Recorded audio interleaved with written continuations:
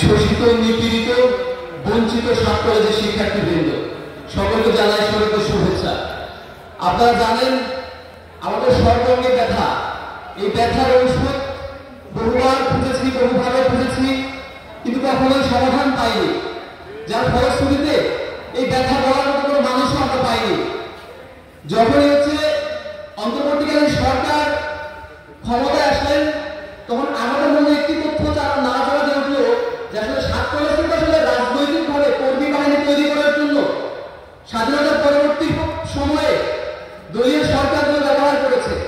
নইলে 1841 সালে যে সৃষ্টি হওয়া ঢাকা কলেজ এখনো উচ্চশিক্ষার সেই মানটুকু পাবে না, এটা হতে পারে না। এত বিশ্ববিদ্যালয় হলো, এত কিছু হলো, কিন্তু যে কলেজ, যে প্রতিষ্ঠান দিয়ে উচ্চশিক্ষার সূচনা বাংলাদেশে হয়েছিল সেগুলো তারা পিছিয়ে থাকবে, এই প্রশ্ন আমাদের বারবার নাড়া দিয়েছে। 5টি বছর এই ক্যাম্পাসে পড়াশোনা করেছি, বিভিন্ন সময় বঞ্চনার শিকার হয়েছি। বঞ্চনাগুলো কেমন ছিল আমরা কথা বলতে চাই। আমি বিদ্যার্থী, আমাদের একটি ক্লাসরুম প্রয়োজন ছিল, কিন্তু সেই ক্লাসরুম 5টি বছর হাঁটতে হাঁটতে আমাদের পায়ের তলা ক্ষয় হয়ে গিয়েছে, কিন্তু সেই ক্লাসরুমটি কিন্তু পাইনি। কারণ কি?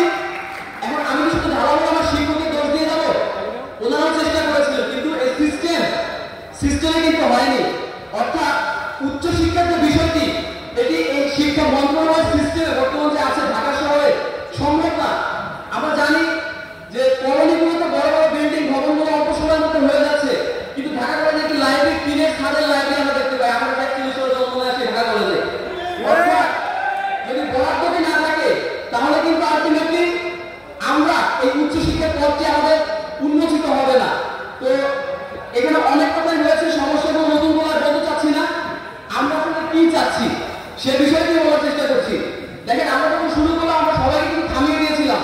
আমাদের সমস্যার উদ্দেশ্য ছিল যে বাংলাদেশের আকাশ বাতাস, কৃষক, শ্রমিক, চাকরি, মজুর, নীতি নির্ধারক সবাই ছাত্রদের সমস্যাকে শুনবে, বুঝবে, তারপরে আমরা সিদ্ধান্ত কাছে যাবো। তো সেই প্রেক্ষাপটে আমরা সাংবাদিক সম্মেলন করেছি, সেখানে 32টি সমস্যার মধ্যে 20টি আমরা তুলেছিলাম কঠিন সমস্যা, এবং সাথে সাথে মানুষের মধ্যে এই সমস্যাগুলো তারা দিয়েছিল, যার ফলশ্রুতিতে প্রত্যেকটি মহল থেকে এই সাত কলেজ সংকটের একটি জোয়ার উঠেছে।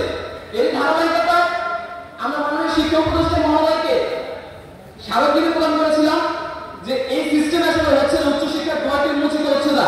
আমরা একটি স্বায়ত্তশাসিত পাবলিক বিশ্ববিদ্যালয় চাই। আমাদের কামরুল হাসান মামুন স্যার মহোদয় চলে গেছেন, স্যারকে একটা কিন্তু আমাদের অনেক বেশি শ্রদ্ধা করতেই হবে।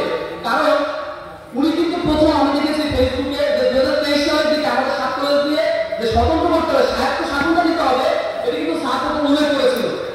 আমাদের সৌরভ, আমরা হয়তো আইনুল ইসলাম স্যার মহোদয়কে আমরা পেয়েছি মঞ্চে। স্যার আমাদের পথ দেখিয়েছেন যে 7টি কলেজ মিলে কিভাবে স্বায়ত্তশাসিত পাবলিক বিশ্ববিদ্যালয় হতে পারে এবং সেটি গুণগত মানে অনেক বেশি বিকশিত হতে পারে।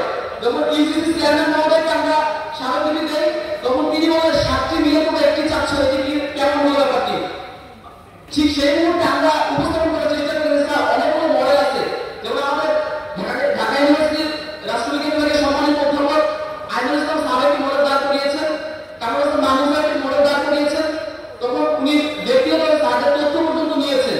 অর্থাৎ আমরা যে শিক্ষা কমিশন, ছাত্র সংস্কার কমিশন গঠনের কথা বলেছি, আমরা চাই, মন থেকেই চাই, সেখানে আইনুল ইসলাম স্যার অবশ্যই অবশ্যই থাকবে এবং আমাদের জন্য এই ছাত্রদের শিক্ষার্থীদের বঞ্চন থেকে মুক্তি করার জন্য একটি স্বায়ত্তশাসিত পাবলিক বিশ্ববিদ্যালয় স্যারদের হাতেই এই ঢাকা কলেজ থেকে শুরু করে অন্যান্য কলেজগুলোতে বাস্তবায়িত হবে। স্বায়ত্তশাসিত পাবলিক বিশ্ববিদ্যালয় আমাদের আসলে কোনো মুক্তির পথ নেই। অনেক সময় আমাদের শিক্ষকদের নিয়ে অনেক কথা উঠেছে, সবাই থাকলে হয়তো ভালো হতো, কিন্তু তাদের কোনো পথ রুদ্ধ, তাদেরকে প্রশিক্ষণের ব্যবস্থা নেই, কোনো সিস্টেমকে কোনো শিক্ষার্থীদের পরিমাণে বিকশিত করে সেই সিস্টেমটি এখন আমাদের ছাত্রদের নেই। তাহলে কি হবে? করে ল্যাব সংকট, এত বেশি সংকট, তো সংকট থাকলে সেখানে কোনো সমাধানের কোনো পথ থাকে না, তাদেরকে সেই পরিবেশটি তৈরি করে দেওয়া হয়নি। কাজেই আমরা বলবো আমাদের আসলে পিছনে ফেরার কোনো সুযোগ নেই। অন্তর্বর্তীকালীন সরকার আছে, রাষ্ট্রীয় একটি রাষ্ট্রপতি চাইলে একটি অধ্যাদেশের মাধ্যমে আমরা জানি পাবলিক বিশ্ববিদ্যালয় ঘোষণা করতে পারে। আমরা মাননীয় শিক্ষা উপদেষ্টা মহোদয়কে দিয়েছি, ওনারা হয়তো একটা আপডেট খুব দ্রুত জানাবেন। এর মধ্যে খুব দ্রুত আমাদের এই কার্যক্রম